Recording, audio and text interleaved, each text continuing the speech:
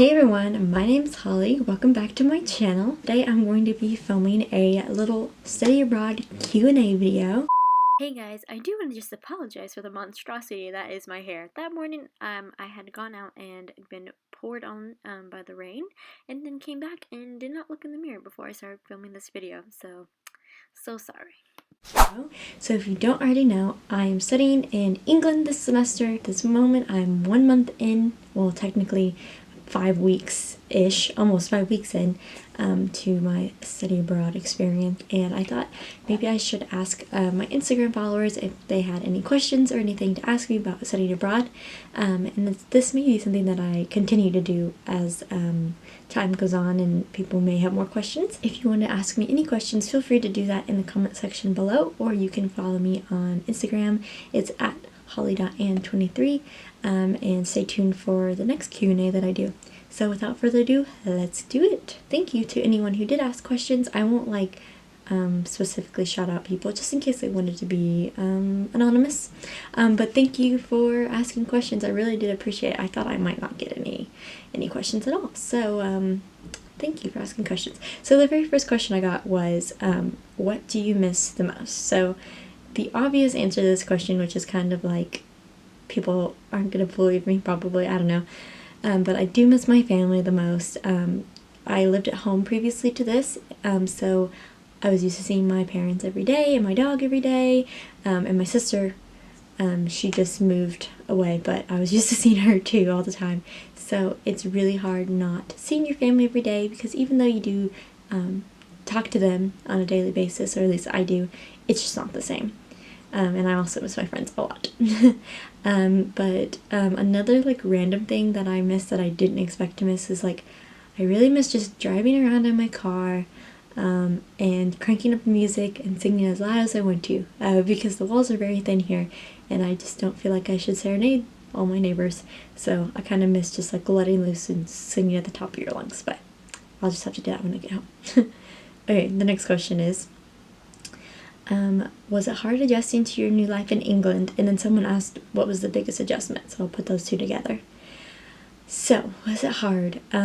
Surprisingly, yes. I thought I was going to be really great at living in England because I was so used to watching British TV and British YouTubers, and I loved the British culture, so I was thought that I would have the best time and wouldn't need to adjust.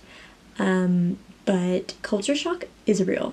It's very real. No matter, I don't think you could do a million years of research and still kind of be shocked once you're in a culture. Just little things can set you off, like how the toilet flushes or how the water comes out or the microwave not working the way you're used to. It can all just be a weird adjustment. Once I realized that the culture was different, every time I would do something simple, getting on a bus or going to the grocery store, it would make me feel nervous because I was something's gonna happen that I'm not expecting and I'm not gonna know how to deal with it. I'm gonna do it wrong. So yes, it was quite an adjustment. What are some places you still want to visit? I've already booked trips to go to London and to go to Rome and Barcelona, so those are coming up. But I also would like to go to Edinburgh, Dublin, Bath, Brighton, maybe Germany. We'll see. I really like this question. How many types of potatoes have you eaten? A lot. Okay, so British people, if you don't know, they will admit they love their potatoes. They do them really good. So I've had fried potatoes, French fries, roasted potatoes, mashed potatoes, hash browns, and then lots of sweet potatoes. So quite a few versions of potatoes, and they've all been really good. Oh, my sister asked, how did you get so pretty? Oh, how did you get so pretty? Okay, the next question. Is there something about the UK that you don't like? Okay, so it's hard not to make generalizations. I haven't actually been too many places in the UK, and it's like America, where depending on where you go, the culture could be so different. Having no coffee creamer is rough, y'all. they do have a form of coffee creamer, but it's not like flavored. Like I really miss my caramel almond milk coffee creamer. Like coffee is just not the same. Whenever you go out to eat, it's not as common to get like a to-go box. And so that's kind of been annoying, like, because you like have this food you paid for and you want to take it home, and you ask for a to-go box and they kind of just like look at you like you're crazy. And also nothing's open late. Like me and some American friends, after we had a class that goes till 8 p.m. and we wanted to go out to eat afterwards, and there was like no restaurants open, or like pubs are open but they weren't serving food, and that's like so weird to me because I'm so used to just like restaurants being open late. Okay, how did you know what to pack? Okay, I don't think I actually did a great job of packing because I didn't know what to expect with the weather. I watched a lot of videos of like people who were studying abroad and saw what they packed, and I read a lot of blog posts on Pinterest. But honestly, if you are thinking about coming to England to live, I would say just like bring the bare minimum and buy stuff when you're here, because you can go to like Primark and stuff, get clothes pretty cheap, and then you'll like know what the weather is more like. Someone asked, I know you have lots to come, but what's been your favorite experience so far?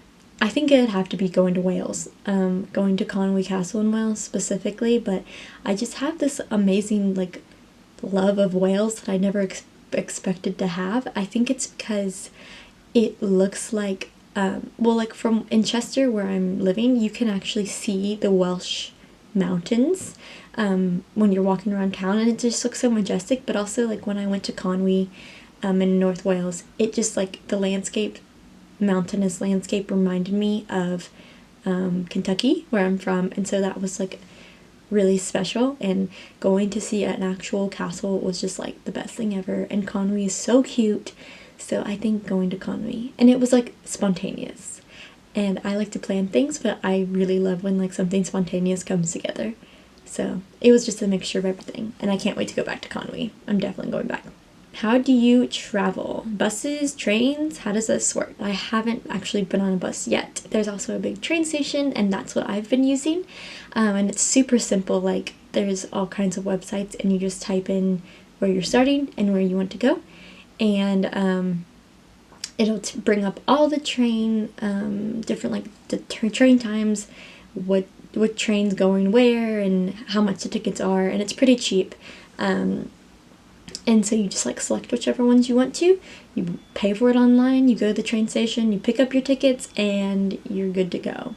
And you just hop on the train. So it's really simple, super fast, and traveling by train is amazing. It's so beautiful, like you see amazing views. Okay, I like this question because I'm a foodie, and this is a food question. If you could have one meal from America, what would it be? So this is super hard because I like to think of myself as a relatively healthy eater, but since I've been here, like my cravings for American food has been so bad, like so bad. And they do have lots of American fast food restaurants here, like there's McDonald's, Burger King, Subway, Taco Bell, that kind of thing. The ones I have been to, they haven't tasted the same, so I've kind of been able to like go get my cravings fulfilled. So I don't know. It would either be Chick-fil-A, like a grilled chicken sandwich from Chick-fil-A, the Chimichanga from First Watch. I just love First Watch. Their brunch food is amazing. Or Chipotle. I don't know why. Mexican food. I've had like the worst Mexican food cravings, so it would be one of those. But honestly, I'm just excited to go back home. Like, I'm excited when I go back home to eat. I don't want to rush my time here, but I miss American food. But the English food has been delicious. I've been thoroughly enjoying trying that stuff too. Okay, so this is the last question. So what are the easiest and hardest parts about living in another country? Okay, so the easiest, I wrote this down, I don't know if this makes sense, but the easiest is realizing how much you take for granted.